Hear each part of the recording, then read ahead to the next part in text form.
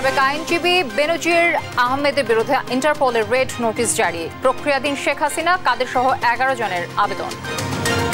ঢাকা ও city college শিক্ষার্থীদের মধ্যে ফের দফায় দফায় সংঘর্ষ। ব্যবসায়ী ও পথচারীদের ভোগান্তি, পুলিশকে কঠোর হওয়ার আহ্বান। মিয়ানমার সংকট আঞ্চলিক স্থিতিশীলতার জন্য হুমকি। আর্থনা সম্মেলনে প্রধান উপদেষ্টা। কাতার থেকে এলএনজি আমদানির উদ্যোগ। দ্বিকক্ষ বিশিষ্ট পার্লামেন্টের প্রস্তাবে বিএনপির ঐক্যমত। জ্যেষ্ঠ 3 সদস্যের প্যানেল থেকে প্রধান বিচারপতি নিয়োগের সুপারিশ। এবং মস্তিষ্কে রক্তক্ষরণ ও হৃদরোগে পোপের মৃত্যু। ভ্যাটিকানের উন্মুক্ত প্রাঙ্গণে শনিবার শেষকৃত্য। ভক্তদের ঢল সামলাতে প্রস্তুতি কাজ। দর্শক, আমন্ত্রণ সংবাদ সন্ধ্যায়। শুনছিলেন শিরোনামগুলো, সঙ্গে থাকছে আমি তানজিয়া জুথি। আওয়ামী লীগ সরকারের আলোচিত সমালোচিত আইজিপি বেনজির আহমেদের বিরুদ্ধে রেড নোটিশ জারি করেছে ইন্টারপোল। এছাড়া সাবেক প্রধানমন্ত্রী শেখ হাসিনা ও আওয়ামী লীগ সাধারণ সম্পাদক ওবায়দুল কাদের সহ 11 জনের বিরুদ্ধেও রেড নোটিশ জারির বিষয়টিও ইন্টারপোলে পর্যালোচনাধীন রয়েছে। বিকেলে পুলিশ সদর দপ্তর থেকে এ তথ্য নিশ্চিত করা হয়। বাকিটা জানাচ্ছেন আমাদের সহকর্মী সাবরিনা মজুমদার। বৈষম্য বিরোধী ছাত্র জনতার আন্দোলন দমনে গণহত্যার মামলায় পলাতক রয়েছেন ভারতে অবস্থানরত সাবেক প্রধানমন্ত্রী শেখ হাসিনা সহ আওয়ামী লীগ নেতাকর্মীরা। গেল বছরের 22 ডিসেম্বর আন্তর্জাতিক অপরাধ ট্রাইব্যুনাল পলাতক শেখ হাসিনার বিরুদ্ধে ইন্টারপোলের রেড নোটিশ জারির আবেদন করে। এরপর 19 এপ্রিল শেখ হাসিনা সহ 12 জনের বিরুদ্ধে রেড নোটিশ জারির আবেদন করার কথা জানায় ট্রাইব্যুনালের প্রসিকিউশন। তালিকার অন্যরা হলেন আওয়ামী লীগ সাধারণ সম্পাদক ওবায়দুল কাদের, সাবেক মন্ত্রী আসাদুজ্জামান খান কামাল, আকম মোজাম্মেল হক, হাসান মাহমুদ, জাহাঙ্গীর কবির নানক, মহিবুল হাসান চৌধুরী নওফেল, ঢাকা দক্ষিণ সিটির সাবেক মেয়র শেখ ফজলে নূর তাপস, সাবেক প্রধানমন্ত্রীর প্রতিরক্ষা উপদেষ্টা তারিক আহমেদ সিদ্দিক, সাবেক প্রতিমন্ত্রী নসরুল হামিদ বিপু ও মোহাম্মদ আলী আরাফাত এবং সাবেক আইজিপি বেনজির আহমেদ। তাদের মধ্যে সবার আগে সাবেক আইজিপি বেনজির আহমেদের বিরুদ্ধে রেড নোটিশ জারি করল ইন্টারপোল। গেল 10 এপ্রিল এই রেড নোটিশ জারি করা হয়। বেনজির আহমেদ সপরিবারে পলাতক। কোন দেশে আছেন তা এখনো নিশ্চিত হতে পারেনি বাংলাদেশ পুলিশ। তবে তাদের আশা রেড নোটিশ জারি হওয়ায় খুব শিগগিরই তার অবস্থান নিশ্চিত এবং গ্রেফতার করে দেশে ফিরিয়ে আনা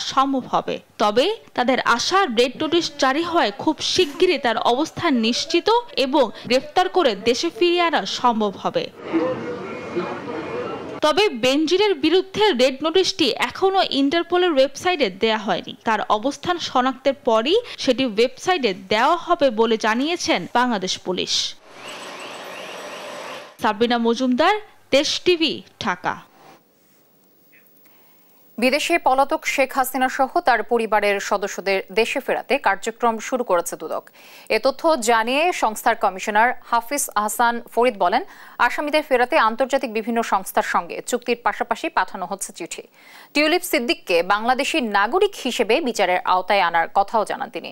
এদিকে রাজশাহী সিটির সাবেক মেয়র খায়রুজ্জামান লিটনের বিরুদ্ধে মামলা করেছে দুদক। ফজলে আদিত্যের রিপোর্টে আমরা বিস্তারিত জানব।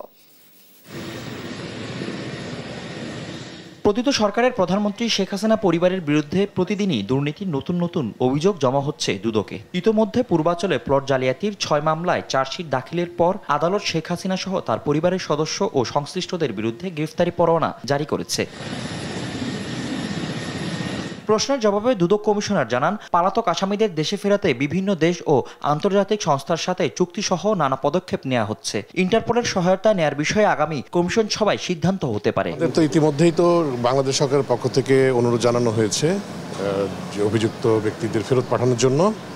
এছাড়া আমাদের সাথে বিভিন্ন আন্তর্জাতিক দুর্নীতি দমন সংস্থার সাথে আমাদের চুক্তি পর্যায়ে রয়েছে। তো চুক্তি হয়ে গেলেই আমরা তাদের কাছ থেকে সাহায্য আশা করব। এদিকে দুর্নীতি মামলায় আসামি টিউলিপ সিদ্দিক নিজেকে ব্রিটেনের নাগরিক দাবি করলেও দুদক বলছে বাংলাদেশের নাগরিক হিসেবে তাকে বিচারের আওতায় আনা হচ্ছে। আমরা তো তাকে তার বিরুদ্ধে মামলা করেছি বাংলাদেশি নাগরিক হিসেবে, এবং তাকে আমরা যেসব চিঠিপত্র দিয়েছি দুর্নীতি কমিশন সব বাংলাদেশি ঠিকানায় তার ন্যাশনাল আইডিতে দেওয়া হয়েছে। তাকে আমরা এখানে বিদেশি নাগরিক হিসেবে আমরা কনসিডার করে নিই। সো এখন যখন মামলা হয়ে গেল, এখন তো সে বিদেশি নাগরিক, যেহেতু আমাদের জানা হলো সে বাইরে অবস্থান করছে, সেজন্য আমাদের সরকারের পক্ষ থেকে অবশ্যই উদ্যোগ নেওয়া হবে যাতে তাকে ফেরত এনে এখানে বিচার কার্য করা যায়। অন্যদিকে রাজশাহী সিটি কর্পোরেশনের সাবেক মেয়র খায়রুজ্জামান লিটন ও তার স্ত্রী ও মেয়ের বিরুদ্ধে 18 কোটি টাকার অবৈধ সম্পদ ও 130 কোটি টাকার সন্দেহজনক লেনদেনের অভিযোগে মামলা করেছে দুদক। এছাড়া আইএফআইসি ব্যাংক থেকে ঋণের নামে 7,129 কোটি টাকা আত্মসাতের অভিযোগে শেখ হাসিনার সাবেক উপদেষ্টা সালমান এফ রহমান সহ 11 জনকে জিজ্ঞাসাবাদ করার সিদ্ধান্ত নিয়েছে দুর্নীতি দমন কমিশন। ফজলে আদিত্য, দেশ টিভি, ঢাকা। তুচ্ছ ঘটনার জেরে সপ্তাহ ব্যবধানে ফের ঢাকা কলেজ ও সিটি কলেজ শিক্ষার্থীদের মধ্যে ভয়াবহ সংঘর্ষ হয়েছে। সায়েন্স ল্যাব এলাকায় প্রায় 5 ঘন্টা ধরে থেমে থেমে চলে ধাওয়া, পাল্টা ধাওয়া ও ইট পাটকেল নিক্ষেপ। এতে পুলিশ, পথচারী সহ 2 কলেজের অন্তত অর্ধশত শিক্ষার্থী আহত হয়। সংঘাত রোধে আগামীকাল বৈঠকে বসবে ঢাকা কলেজ, সিটি কলেজ ও আইডিয়াল কলেজ প্রশাসন। তন্দ্রা তারান্নুর রিপোর্ট। তুচ্ছ ঘটনা ও নানা ইস্যুতে কিছুদিন পরপরই সংঘর্ষে জড়ায় রাজধানী ঢাকা কলেজ ও সিটি কলেজের শিক্ষার্থীরা। মঙ্গলবার সকালেও রাজধানী সায়েন্স ল্যাব মোড়ে 7 দিনের ব্যবধানে ফের সংঘর্ষে জড়ায় 2 কলেজের শিক্ষার্থীরা। শুরুতে ধাওয়া, পাল্টা ধাওয়া ও ইটপাটকেল নিক্ষেপ হলেও পরে সংঘর্ষ ভয়াবহ আকার ধারণ করে। ভাঙচুর চালানো হয় গণপরিবহনেও। থেমে থেমে প্রায় 5 ঘন্টা ধরে চলে সংঘর্ষ। পরিস্থিতি নিয়ন্ত্রণে 2 কলেজের শিক্ষার্থীদের বাধা দেয় পুলিশ। নিক্ষেপ করে টিয়ার শেল ও সাউন্ড গ্রেনেড, ছত্রভঙ্গ করে দেয় তাদের। এ সময় কয়েক দফায় বন্ধ থাকে এই রুটে যান চলাচল। 2 প্রতিষ্ঠানের শিক্ষার্থীদের মধ্যে এই সংঘর্ষে পুলিশ সহ আহত হন অন্তত অর্ধশত শিক্ষার্থী। তাদের মধ্যে বেশ কয়েকজন চিকিৎসা নেন ঢাকা মেডিকেলে। ঢাকা কলেজের শিক্ষার্থীদের অভিযোগ, সোমবার তাদের কলেজের এক শিক্ষার্থীকে মারধর করে সিটি কলেজের শিক্ষার্থীরা। এ নিয়ে মঙ্গলবার সংঘাতে জড়ায় তারা। তবে সিটি কলেজ শিক্ষার্থীদের দাবি, ঢাকা কলেজের শিক্ষার্থীরাই আক্রমণ করে তাদের, ভাঙচুর করে কলেজের স্থাপনা। গতকাল এই সিটি কলেজের ছেলের আমাদের এক ইন্টারমিডিয়েট ভাইকে মেরে জখম করে দিয়েছে। দেখেন ছবিটা, দেখেন, মানে এত জখম করেছে সে প্রায় মৃত্যু সজ্জায় রয়েছে। তাহলে তাকে যদি না মারতো আজকের এই ঘটনা হয় না। কেউ ছিল কি ছিল না এটার কোনো প্রমাণ কেউ দিতে পারে না, কিন্তু ওই কলেজের পেজ থেকে পোস্ট করা হয়েছে সিটি কলেজের স্টুডেন্টরা ওই ছেলেকে আক্রমণ করছে, যার প্রেক্ষিতে ঢাকা কলেজের স্টুডেন্টরা আজকে উত্তেজিত হয়ে আমাদের কলেজে আক্রমণ করে।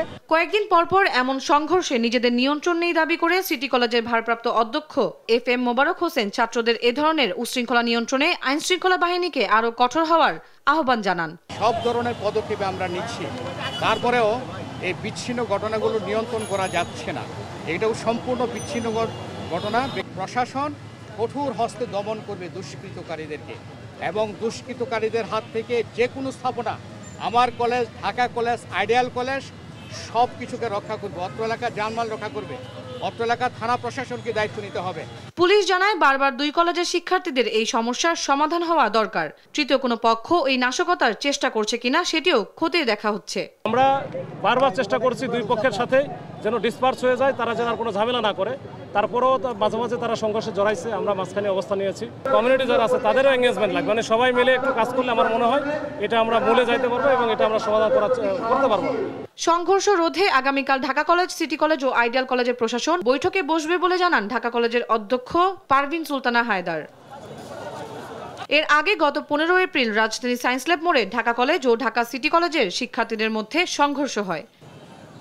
তন্দ্রা তারণ্য, দেশ টিভি, ঢাকা। মিয়ানমারের দীর্ঘস্থায়ী সংকট আঞ্চলিক স্থিতিশীলতার জন্য হুমকি হয়ে দাঁড়িয়েছে বলে জানিয়েছেন প্রধান উপদেষ্টা ডক্টর মোহাম্মদ ইউনূস। রোহিঙ্গাদের নিজ দেশে নিরাপদ প্রত্যাবাসনে ফের আন্তর্জাতিক সম্প্রদায়ের সহায়তা চান তিনি। এদিকে কাতার থেকে স্বল্প মূল্যে LNG আমদানির চেষ্টা চলছে বলে জানিয়েছেন প্রধান উপদেষ্টার প্রেস সচিব। সাইফুল রিপনের রিপোর্ট। কাতারের দোহায় অনুষ্ঠিত আর্থনা সামিট 2025-এ বক্তব্য রাখেন প্রধান উপদেষ্টা ডক্টর মোহাম্মদ ইউনূস। বলেন, ভবিষ্যৎ সমাজ গড়তে সারা পৃথিবী জুড়ে তরুণ প্রজন্ম অসমতার বিরুদ্ধে প্রতিবাদ করছে, দাবি তুলছে ন্যায্য হিস্যা বন্টনের। বাংলাদেশেও ইতিবাচক পরিবর্তনে সবাইকে অন্তর্ভুক্ত করতে তরুণ প্রজন্ম চালকের ভূমিকা নিয়েছে। ব্যক্তি স্বার্থকেন্দ্রিক অর্থনৈতিক পরিকল্পনা বিশ্বকে ধ্বংসের দ্বার প্রান্তে নিয়ে গেছে দাবি করে প্রধান উপদেষ্টা বলেন, আমাদের সামাজিক ব্যবসায় গুরুত্ব দিতে হবে। শূন্য দারিদ্রতা, শূন্য বেকারত্ব ও শূন্য কার্বন নিঃসরণ কল্পনার বিষয় নয় দাবি করে প্রধান উপদেষ্টা বলেন, সম্মিলিত প্রচেষ্টায় তা অর্জন সম্ভব। বর্তমান বিশ্বে যুদ্ধ সংঘাত মানবাধিকার খর্ব করছে, অর্থনীতিতেও ব্যাঘাত ঘটাচ্ছে বলে মন্তব্য করেন প্রধান উপদেষ্টা। টেকসই ও সমতার ভবিষ্যতের জন্য সম্মিলিত প্রচেষ্টার আহ্বান জানান তিনি।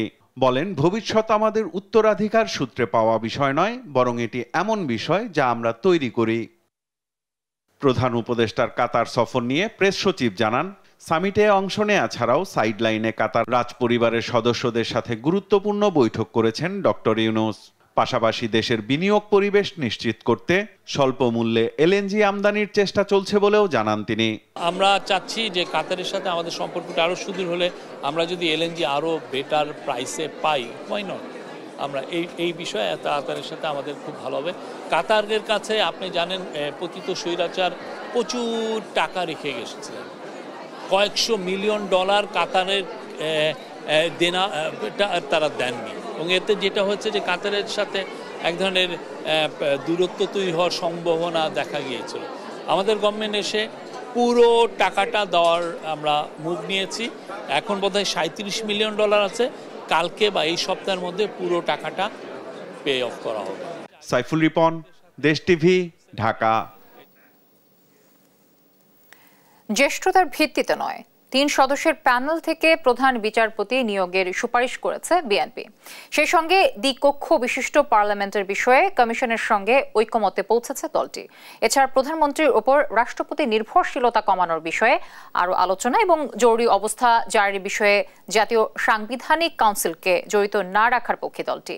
ঐকমত্য কমিশনের সঙ্গে 3য় দিনের বৈঠকে এসব কথা জানায় বিএনপি।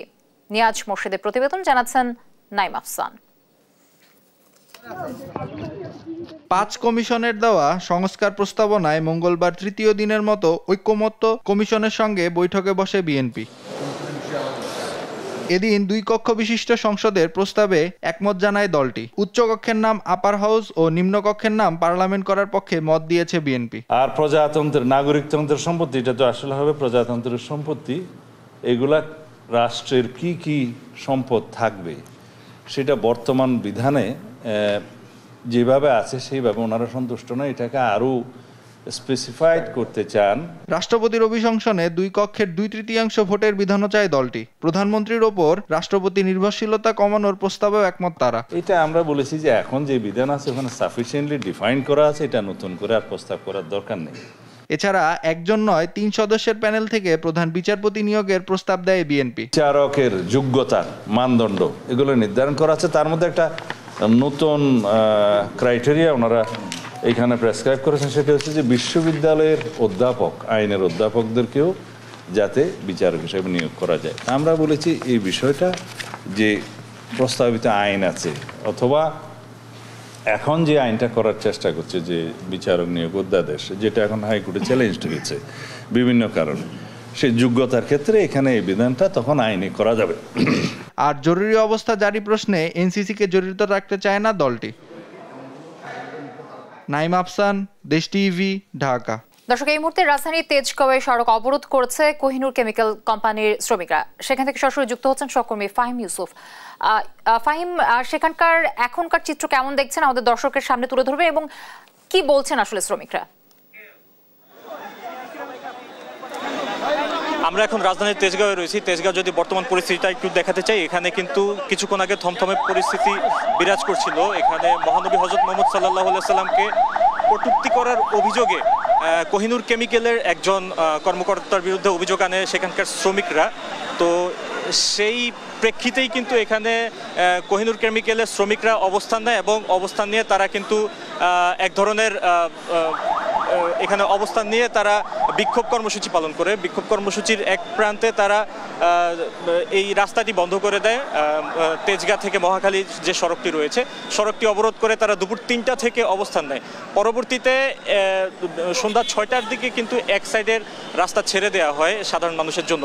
তো এক ধরনের ভোগান্তির মাঝে, সাধারণ মানুষের ভোগান্তির মাঝে প্রশাসনের হস্তক্ষেপের মাধ্যমে কিন্তু এ ধরনের একটি সিদ্ধান্ত নেওয়া হয়। পরবর্তীতে 5 মিনিট আগে এখানে কিন্তু এখানে যে অবস্থানটা ছিল শ্রমিকদের, সেই শ্রমিকদের অবস্থানটা পুলিশ ছত্রভঙ্গ করে দেয়, পুলিশ এবং আর্মির হস্তক্ষেপে। তো এ পর্যায়ে আমরা দেখতে পাচ্ছি যে বেশ কয়েকজন শ্রমিককে কিন্তু তারা ধাওয়া পাল্টা ধাওয়ার মাধ্যমে ধরার চেষ্টা করেছেন এবং কয়েকজনকে গ্রেপ্তারও করেছেন তারা, এমনটি আমাদেরকে জানিয়েছেন। এছাড়া আমরা আরেকটি জিনিস দেখতে পেয়েছি যে এলাকাবাসী এবং যে শ্রমিকরা তারা কিন্তু একসঙ্গেই একটি দাবি তুলেছেন যে জনসম্মুখে যে অপরাধী তাকে শাস্তি দিতে হবে, এমনটাই তারা জানাচ্ছিলেন। তো এই ছিল রাজধানীর তেজগাঁ থেকে সর্বশেষ। জুথি। ফাহিম ইউসুফ যুক্ত ছিলেন তেজগাঁও থেকে।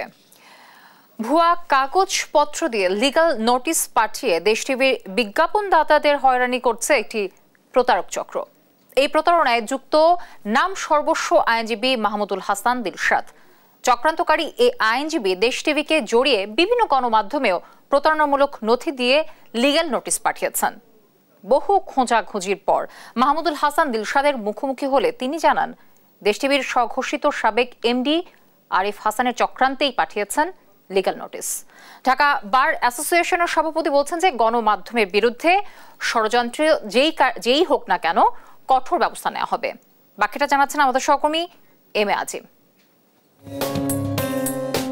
জালিয়াতির মাধ্যমে ভুয়া কাগজপত্র তৈরি করে লিগ্যাল নোটিশ পাঠিয়ে হয়রানি করা হচ্ছে দেশ টিভির বিজ্ঞাপনদাতা প্রতিষ্ঠানগুলোকে। দেশ টিভির স্বঘোষিত সাবেক ব্যবস্থাপনা পরিচালক আরিফ হাসানের হয়ে এমন কর্মকাণ্ড করছেন মাহমুদুল হাসান দিলশাদ নামের নাম সর্বস্ব এ আইনজীবী। এমন জালিয়াতির কারণ জানতে লিগ্যাল নোটিশে দেয়া ঠিকানায় আইনজীবীর খোঁজে দেশ টিভি টিম। অন্য আইনজীবীদের এ চেম্বারটিতে মাঝে মধ্যে বসেন মাহমুদুল হাসান দিলশাদ। লিগ্যাল নোটিশ তিনিই দিচ্ছেন, স্বীকার করলেও কাগজপত্র সঠিক কিনা তা জানেন না দাবি করেন আইনজীবী দিলশাদ। সেই বিজ্ঞাপনদাতাদের আপনি যেভাবে নোটিশ করছেন, এটি আসলে যদি একদমই সত্য না হয় সেটা আসলে কি আমাদের ক্ষতিগ্রস্ত করছে না? আসলে সত্য মিথ্যে এটা তো আমার ক্লায়েন্ট বলতে পারবে, আমি তো বলতে পারবো না। উনি আমাকে পেপারস দিচ্ছেন, উনি আমাকে মৌখিকভাবে যেটা জানাইছেন সেটার প্রেক্ষিতে আমি লিগ্যাল নোটিশ করেছি। কিন্তু সেই পেপারসটা সঠিক কিনা সেটা কি একবার যাচাই করেছেন? উনি যেটা, ওনার প্রতি তো আমার বিশ্বাস রাখতে হবে। আপনি যেটা করছেন, আপনি সেটা বেআইনিভাবে একটা বেআইনি লোককে আপনি এখানে প্রতিষ্ঠিত করার চেষ্টা করছেন। একটু দেখেন ভাইয়া, এটা কি আসলে এক সিগনেচার? এটা হলো আপনারা আপনাদের মতো করে দেখবেন বা আপনারা একটা বিচার করবেন।